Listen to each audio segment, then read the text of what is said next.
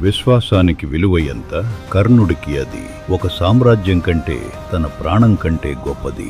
సూర్యపుత్రుడైన సూతపుత్రుడిగా పెరిగిన కర్ణుడు ఎన్నో అవమానాలు ఎదుర్కొన్నాడు. ప్రపంచం అతన్ని తక్కువగా చూసినప్పుడు దుర్యోధనుడు మాత్రమే అతని ప్రతిభను గుర్తించి అతనికి గౌరవం ఇచ్చాడు. కురుక్షేత్ర యుద్ధానికి ముందు శ్రీకృష్ణుడు కర్ణుడికి ఒక మహా రహస్యం చెబుతాడు. నువ్వు పాండవులలో పెద్దవాడివి, వాళ్లతో కలిస్తే ఈ ప్రపంచానికి నువ్వే చక్రవర్తివి. అది కర్ణుడి జీవితంలో అతి పెద్ద పరీక్ష.